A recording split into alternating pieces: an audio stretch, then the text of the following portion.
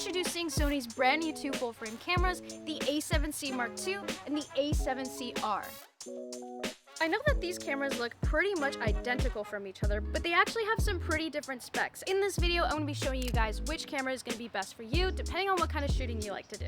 So not only do we have two brand new full-frame Sony cameras, but they also reinvented their G Master 16-35 Mark II. So before we get into it, let's start talking about the A7C Mark II. The C in this camera stands for compact, so therefore you're going to get a nice, lightweight, and more compact version of Sony's A7 IV. So with the A7C Mark II, you're getting that nice 33 megapixel sensor, as well as being able to shoot in 4K 60 frames and 422 10-bit internal recording. So therefore, this is going to be the perfect camera for any hybrid shooters because you really just get the best of both worlds. Not to mention, it's also a couple $100s cheaper than the A7 IV. And it's lighter, so that's always a plus. In addition to that, the A7C Mark II also has a brand new AI processor, as well as a brand new updated touchscreen, which is also similar to the Sony ZV-1 and ZV-E1 line. So now let's talk about the A7C R. With the new A7C R, you're now getting a more lightweight and compact version of the A7R5. So with the A7C R, you're now also getting 61 megapixels, which really gives you the ability to blow up your photos if you'd like. You're still also getting a nice full-frame sensor. You're able to shoot in 422 10-bit, as well as 60p in 4K and full pixel readout. Professional photographers, this one might be the best one for you. So essentially that means you're not going to get a crop while shooting in 60 frames. So whereas the A7C Mark II, you would get a 1.5 crop and APS-C sensor while shooting in 60 frames, but whereas the A7C R is going to give you a full pixel readout, so there's going to be no crop and shooting in 60p. And some amazing features that are now on both of these cameras is that you're finally getting that AI processor, as well as that really nice touchscreen, which just really makes shooting a whole lot easier when you're out on the go. So if you're a professional photographer and you want to blow up your photos and also make some prints, as well as have a very nice, highly capable video camera, then the A7C R is going to be the best one for you. So like I said earlier, these two cameras do look pretty much identical, and we already went through some of the differences, but there's no better way to really explain and show you guys than actually taking them out to shoot with them. I'm going to throw on the 16-35 with the A7C Mark II and shoot both some landscape shots as well as some video.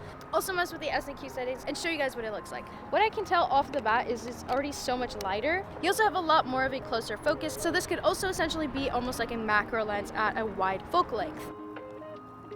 That's pretty sick. That's really cool. You want to do it? This is pretty cool. Let's do it. Cool.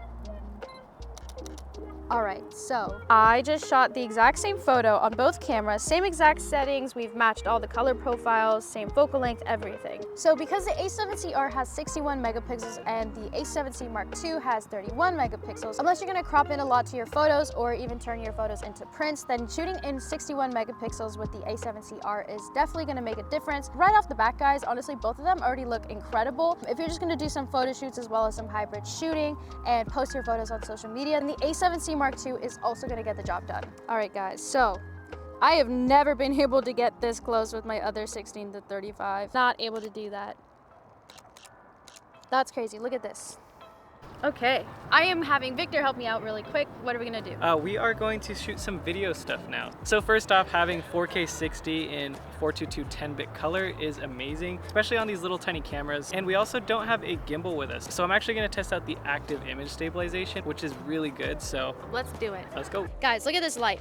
Amazing. We don't have a gimbal, but that's not a problem. No gimbal, no problem. Thank you, Sony. Thank you, Sony. That's a nice shot right there. No gimbal? No problem. All right, so first off, we're just gonna start with a standard tracking shot. No gimbal, no problem. And we are gonna be in the standard image stabilization. This is the standard image stabilization. This looks super good already. First off, dynamic range, super nice. All right, so now I'm gonna switch into the active stabilization. What that's gonna do is crop in on my sensor just a little bit, but it's gonna make my image even more steady. So that can help a ton if you are trying to do essentially like a gimbal shot going handheld. I can talk about it forever, but I'll just show you that footage now. Super clean already. That's literally a gimbal shot. And I'm at 16. Come on, Mia, you can kind of like speed walk. I'm literally speed walking right now. I'm just kidding. Are you okay? I'm good. All right, everyone, so we have the A7C II and the A7C R here. What we're gonna do now is a 4K 60 test, and essentially both of these cameras shoot in 4K 60 in 10-bit 422. The A7C II has a 1.5 times crop, while the A7C R has a full pixel readout. So this will give you a full frame 4K 60. This will give you at max a 1.5 crop 4K 60. The A7C has the new 16-35 Mark II, and the A7R we have the original 16-35 Mark I, and we're gonna have it set at an equal focal length. The image quality and the lenses will look just a tad different, but overall we just want to have it at the same focal length so you can see the difference, the 1.5 crop and the full frame pixel readout. So let's do it.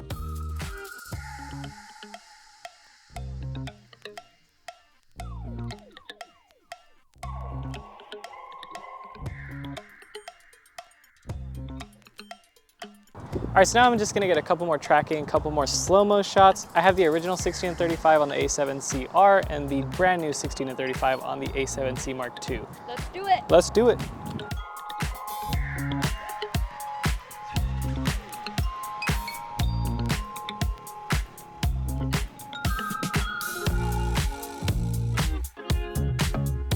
All right, everyone, so we got some 4K 60 footage on both the A7C II and the A7C R, and the quality looks incredibly well on both of the cameras. I would say if you are a hybrid shooter, but you mostly shoot a lot of photo, and say you don't even really shoot in 60 frames per second a lot, you might shoot in 24, and that crop doesn't really affect your workflow, I would say go with the A7C Mark II. You can use the money that you saved and buy a nice lens. If you are a professional photographer and you also shoot a lot of videos and you do want that full frame, full pixel readout 4K 60, then I would say go with the A7C R, because this will have no crop on that 4K 60. Maybe you like shooting a lot of action sports or something where you do use 60 frames per second a lot, then the A7C R would be a great option for you.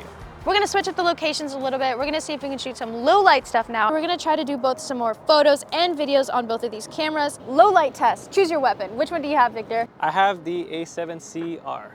I have the A7C Mark II. These are pretty much identical. Both got a flip out screen, both got the same pretty much exact body. Yeah. Also, both of these have single card slot readers, by the way.